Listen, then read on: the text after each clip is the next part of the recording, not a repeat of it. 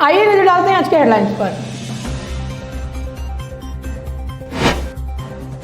बिहार चुनाव में ज्यादातर एग्जिट पोल के नतीजे निकले गलत, रुझानों में एनडीए की सरकार, आज रात तक तस्वीर होगी साफ। यूपी में चला योगी आदित्यनाथ का सिक्का, 7 में से 6 सीटों पर भाजपा के प्रत्याशी आगे, सपा बसपा को भारी नुकसान, मल्हानी सीट पर बाहुबली धनंजय सिंह आगे। जिला प्रशासन ने पकड़ा गोदाम में अवैध रूप से भंडारण किया पटाखों का जखीरा, करीब 15 लाख रुपए कीमत के पटाखे पकड़े, 3 हिरासत में। दिवाली से पहले बाजारों में दिखने लगा मोदी की लोकल फॉर वोकल अपील का असर, बाजारों में स्थानीय कारीगरों द्वारा बनाए गए मिट्टी के दिए, खिलौने और कंदील की मांग तेज। बिहार विधानसभा चुनाव के रुझानों ने सारे एग्जिट पोल के नतीजों को गलत साबित कर दिया। शाम तक आए रुझानों में एनडीए ने 128 सीटों पर बढ़त हासिल कर रुझानों में बहुमत हासिल कर लिया, जबकि राष्ट्रीय जनता दल को 102 सीटों पर बढ़त मिलती दिख रही है। शाम तक करीब 40% वोटों की गिनती हो चुकी थी। इस बार चुनाव में भाजपा का प्रदर्शन सबसे अच्छा रहा, लेकिन चिराग पासवान की पार्टी का प्रदर्शन अपेक्षा के अनुरूप नहीं रहा। राष्ट्रीय जनता दल को भी इस बार 8 सीटों का नुकसान होता दिख रहा है। वहीं एनडीए की सरकार बनने की संभावना को देखते हुए भाजपा नेताओं की बैठकों का दौर शुरू हो गया है। बिहार में फिर एक बार नीतीश कुमार होंगे या फिर तेजस्वी यादव का तेज देखने को मिलेगा, यह अब रात तक ही तय हो पाएगा। शाम तक जो रुझान आए हैं उससे एक बार फिर बिहार में एनडीए की सरकार बनती दिख रही है। हालांकि इसे नतीजे में तब्दील कर देखा नहीं जा सकता है, क्योंकि चुनाव आयोग के मुताबिक शाम तक 40% वोटों की गिनती ही पूरी हो पाई थी। ऐसे में यह कहना सही नहीं होगा कि एनडीए ने जीत हासिल कर ली है। दोपहर तक एनडीए को 128 और राष्ट्रीय जनता दल ने 103 सीटों पर बढ़त बना ली थी। बिहार विधानसभा की सभी 143 सीटों पर मंगलवार सुबह 8 बजे से वोटों की गिनती शुरू हुई।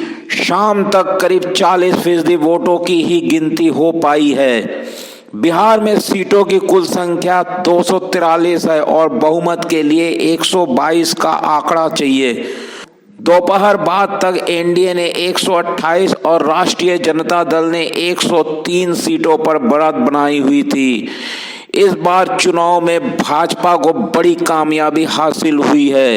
हालांकि अपेक्षा के मुताबिक राष्ट्रीय जनता दल की सीटें ज्यादा नहीं आ पाई है। चुनाव आयोग द्वारा राज्य के सभी 38 जिलों में 55 मतगणना केंद्र बनाए गए हैं। बिहार चुनाव को लेकर अधिकांश एग्जिट पोल में एनडीए गठबंधन की हार और राजद नीत महागठबंधन की जीत का अनुमान लगाया गया था, लेकिन अनुमान गलत साबित हो रहे हैं। शाम तक मिले रुझानों से भाजपा नेतृत्व वाले राष्ट्रीय जनतांत्रिक गठबंधन आगे चल रहा था।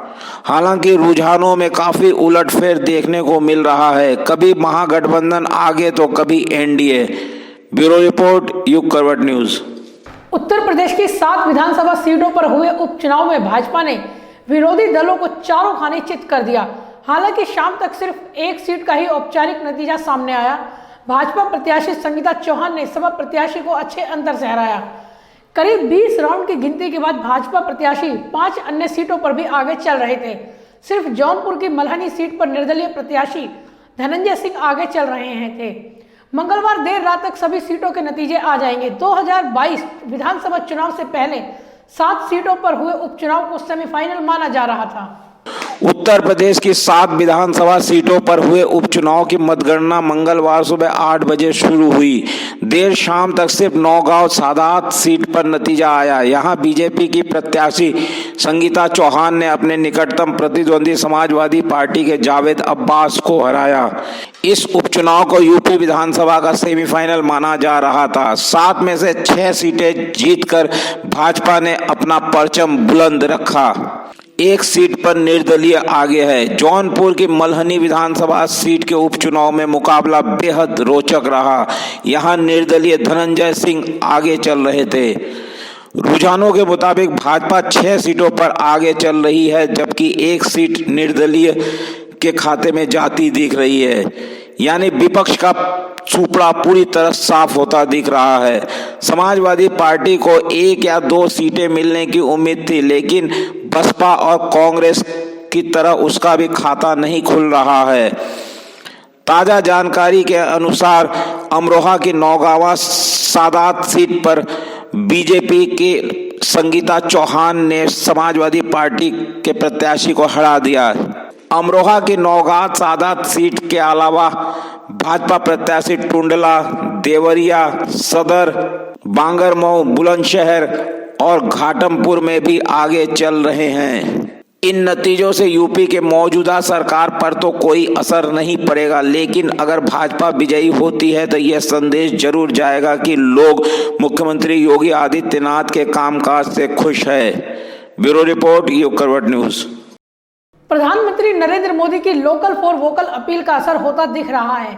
दिवाली पर बाजारों में स्थानीय कारीगरों द्वारा बनाए गए मिट्टी के दिए, खिलौने, बंधनवार, कंदील आदि दिखाई दे रही हैं। इतना ही नहीं, इको फ्रेंडली की तर्ज पर सभी उत्पाद मिट्टी से तैयार किए जा रहे हैं, जिन्हें खरीदने के लिए ग्राहकों की भीड़ इन दुकानों पर उमड़ रही है। वहीं सीएम योगी ने भी स्थानीय कलाकारों को इस दिवाली पर बढ़ावा देने की अपील प्रदेश की जनता से की थी, जिसके चलते लोग अपने ही जिले में तैयार उत्पादों को खरीदने में रुचि दिखा रहे हैं।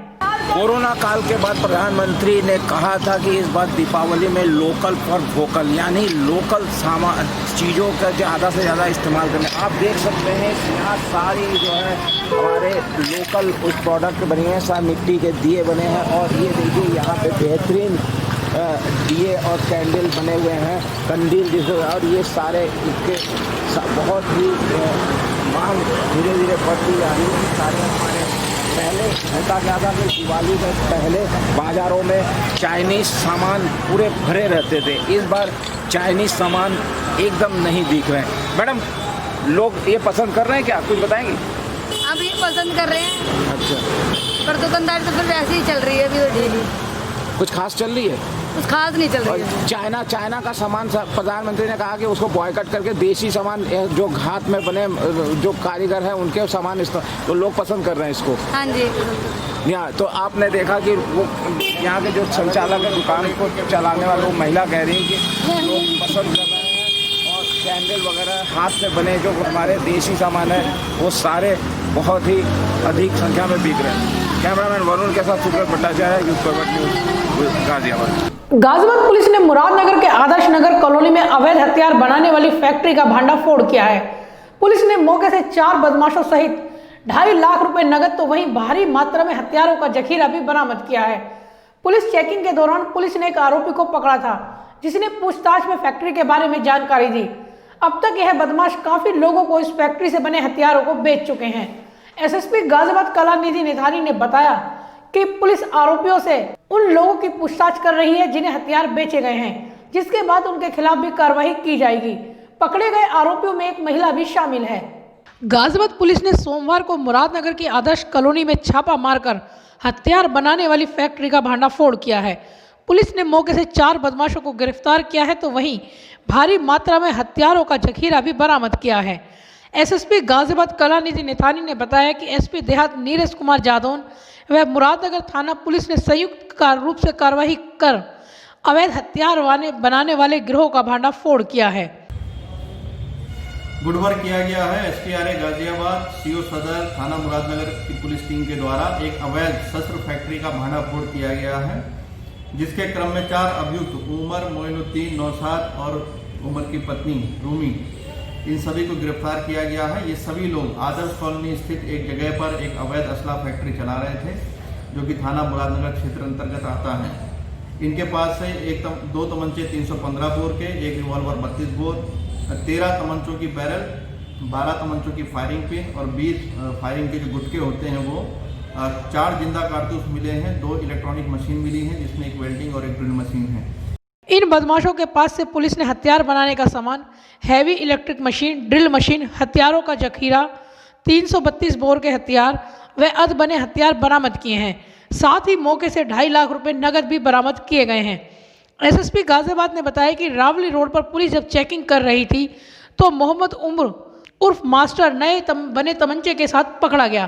पूछताछ में उसने आदर्श कॉलोनी में हथियार बनाने वाली फैक्ट्री का पता बताया जिस पर तत्काल कार्रवाई कर मामले का भांडाफोड़ किया गया। इसके अलावा लकड़ी के कई चाप मिले हैं, इसके अलावा स्प्रिंग मिली हैं, कई बंडल मिले हैं और इतना ही नहीं 2 लोहे की कमानी मिली हैं और विभिन्न प्रकार की ड्रिल मशीन इनके पास में मिली हैं। 20 बॉडी की साइड प्लेट्स मिली हैं, 4 ट्रिगर मिले हैं, 9 खोलने बंद करने की पत्तियां मिली हैं और इसी तरह जो सहवर्ती उपकरण होता है असला बनाने के लिए वो सब इनसे बरामद हुआ है और साथ ही साथ 2.5 लाख रुपए जो हैं इनसे बरामद किए गए हैं। इन सभी के विरुद्ध कार्रवाई करते हुए, सभी बरामदगियां करते हुए इनसे आगे पूछताछ भी की जा रही है। वहीं इनके विरुद्ध मुकदमा दर्ज कर इनको जेल भेजा जा रहा है। अवैध हथियार फैक्ट्री से मोइनुद्दीन नौशाद उमर की पत्नी को भी गिरफ्तार किया गया है। पुलिस ने जानकारी दी है कि मोहम्मद उमर ही हथियार बनाने का मास्टर है। जो 2.5 लाख रुपए वहां से बरामद किए गए हैं वह हथियार बेचकर जमा किए गए थे। पुलिस आरोपियों से पूछताछ में जुटी है कि उन्होंने किस किस को हथियार बेचे हैं। ब्यूरो रिपोर्ट, युग करवट न्यूज। जिला प्रशासन ने सोमवार देर शाम बड़ी कार्रवाई करते हुए मेरठ रोड के गोदाम से अवैध रूप से भंडारण किए पटाखों को पकड़ा। पटाखों की कीमत करीब 15 लाख रुपए बताई गई है। पुलिस और प्रशासन के अधिकारियों ने संयुक्त रूप से कार्रवाई को अंजाम देते हुए गोदाम से 3 मजदूरों को भी हिरासत में लिया है, जिनसे पूछताछ की जा रही है। बता दें कि जिला प्रशासन लगातार अवैध भंडारण करने वालों के खिलाफ कार्रवाई कर रहा है। इससे पूर्व भी कई गोदामों पर छापा मारकर लाखों रुपए के पटाखे जब्त किए जा चुके हैं। जिला प्रशासन लगातार पटाखों के अवैध भंडारण करने वालों के खिलाफ छापेमारी कर रहा है। एनजीटी द्वारा भी प्रदूषण के बढ़ते स्तर को देखते हुए दिल्ली एनसीआर में आतिशबाजी बेचने से लेकर छुड़ाने पर 30 सितंबर तक प्रतिबंध लगाए जाने के बाद से प्रशासन ने कार्रवाई और कड़ी कर दी है। इसी कड़ी में सोमवार देर शाम को सूचना मिलने पर एसडीएम सदर DP Singh, CO second Avinish Singh की टीम ने संयुक्त रूप से मेरठ रोड स्थित एक गोदाम पर छापा मारा और भारी संख्या में आतिशबाजी बरामद की। एनजीटी के निर्देश के ऊपर की पटाखा बैन है पूरी तरह, तो यहाँ पे रेड करिए। कितने माल है सर, कौन कौन लोग शामिल है? यहाँ पे जैसा आप देख रहे हैं लगभग ये 10 से 12 लाख का माल अनुमानित है और लगभग इतने पटाखे हैं। और क्या नाम बताया था? छापेमारी के दौरान गोदाम में 3 मजदूरों को मौके से पकड़ा गया। यह गोदाम किसी रोहित गर्ग का बताया जा रहा है, जिससे पुलिस द्वारा पूछताछ की जा रही है। पकड़े गए पटाखों की कीमत करीब 15 लाख रुपए बताई गई है। एसडीएम ने बताया कि जिला प्रशासन की ओर से अभी तक पटाखे बेचे जाने के लिए कोई लाइसेंस जारी नहीं किया गया है। ऐसे में इस तरह से पटाखे रखना अवैध भंडारण माना जाएगा। रोहित गर्ग का ये जो है गोदाम है, बकाया ये माल किसका है, उन्होंने किराए पे दिया है, क्या किया उसकी जांच जो है बाकी है। तो सर अभी पटाखा अपना कब्जे में ले? हाँ, इसको अभी तो हम सील करेंगे, उसके बाद इसको नष्ट करेंगे। जब्त किए सभी पटाखों को नष्ट किया गया है। बता दें कि लगातार जिला प्रशासन पटाखों का अवैध भंडारण करने वालों के खिलाफ कार्रवाई कर रहा है। इससे पूर्व में भी कई गोदामों में अवैध भंडारण पकड़ा गया है। लोनी में भी करोड़ों रुपए के पटाखे जब्त कर नष्ट किए जाने की कार्रवाई की जा चुकी है। ब्यूरो रिपोर्ट, युग करवट न्यूज। तो आज के लिए बस इतना ही। गाजियाबाद और आसपास की खबरों के लिए देखते रहिए युग करवट न्यूज और विस्तार से खबरों को जानने के लिए पढ़िए युग करवट न्यूज़पेपर। सब्सक्राइब कीजिए युग करवट। नमस्कार।